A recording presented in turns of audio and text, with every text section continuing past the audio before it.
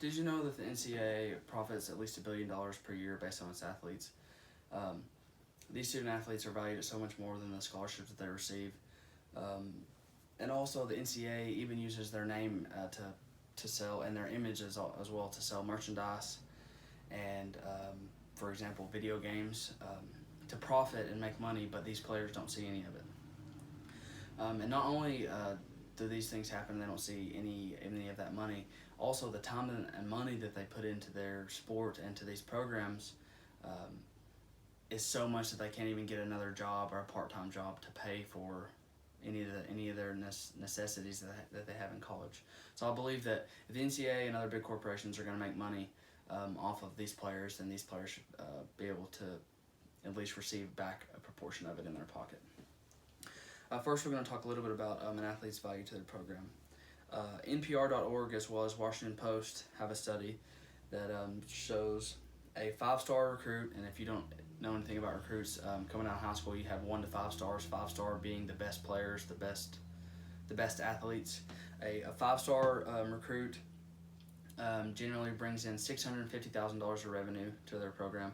A 4-star recruit brings in approximately $350,000 of revenue, and a 3-star recruit brings in approximately $150,000.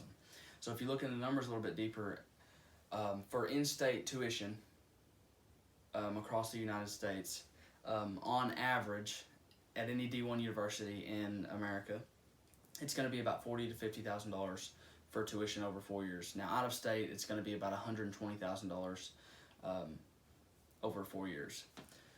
So if you get a full ride and you're a 5-star recruit, yeah, they paid for your, let's say you're out of state, they paid for your $120,000, $130,000 debt that you're about to go into, but you made them about $400,000 more dollars than what they paid off of the debt that you were going to receive. And these, I mean, they're not seeing any of it besides the scholarship that they received. And it not only affects NCAA as well as other big corporations and the university itself, it also affects like head coaches and other coaches within that team, and even athletic directors, because if you assemble a team that performs well, brings in lots of money, brings in lots of revenue to your program, to your college, it's going to look better on your coach, and it could in turn lead to your coach getting a raise or something like that, like a raise or getting offered a better job somewhere else. It's going to make them a bigger name person, man or woman, and they're going to be able to make more money off that because of the product that they have put on the field. And if you have, let's say if you're an athletic director and you have a good football program consistently every year, or baseball or volleyball or golf or tennis, anything like that, it's going to look better on that athletic director because of the product that they have assembled. They have assembled these coaches, and the coaches have assembled the players, which is in turn making money and looking good looking good to everybody else for the athletic director, which makes them they could get a raise, or they could be entitled to more money because of the product that is on the field because of these student athletes. The product is the student athletes, and they're making money for pretty much everybody else except for themselves, and like I said, they're seeing none of it. Next, we're going to talk a little bit about how the NCAA uses its players. So ESPN had an article that shows straight from the NCAA handbook. A student athlete's photograph, name, autograph, jersey, or personal identity can be used by a university and the NCAA for advertising. So pretty plain and simple, but what this means is anything that has to do with that person, that player's name, anything that has to do with them, like I said, autograph, anything like that, the NCAA can use to advertise and sell their product of, hey, come to this game, or hey, buy this jersey, or anything like that. And they make so much money off that, but the person's name that they used, that person that they used to help make them all that money, receives no money whatsoever, like I said, other than the scholarship that their university gave them. It's just, there's no money being made for these athletes. And along with that, not only as far as merchandise and things like that, they also video games. College athletes are using video games. Their names are used to sell these video games, and every year, approximately $100,000 is profited off of video games, and these athletes are not receiving any of that as well. So they're making money for a lot of people, but they're not getting any money themselves. So the last thing we're going to talk about is the time an athlete puts into their sports.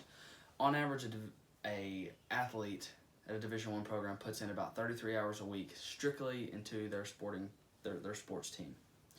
So 33 hours a week, and that is excluding how many hours of class they have that week, how many mandatory study hours they must get, what the time it takes to do their homework, things like that. So that leaves that 33 hours a week is almost a full-time job, excluding the factors that I just listed. So there's no time for them to go get a part-time job or work a couple hours a week to make them some pocket change, because they don't have time to do that. They can't make money for themselves because of what they're putting into their program and to their sports team. So, I mean, because of this, they like I said, there's just no time. They can't make any money for themselves, and on top of that, they're not making any money off of the money that they're making for everybody else. So, I mean, college sports is a huge revenue and centerpiece to the United States as a whole. You can make an argument that it's one of the best. It's even better than pro sports. I mean, there's a legitimate argument there. But, I mean, these players they're not making any money off of it.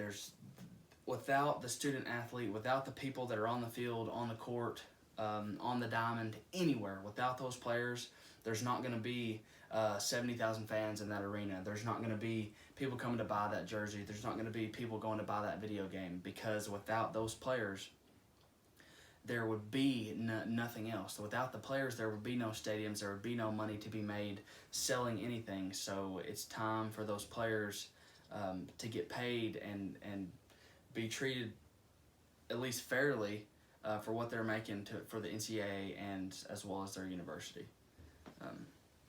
Along with the sources that I listed, NCAAathletepay.com as well as theconversation.com are two sources I used.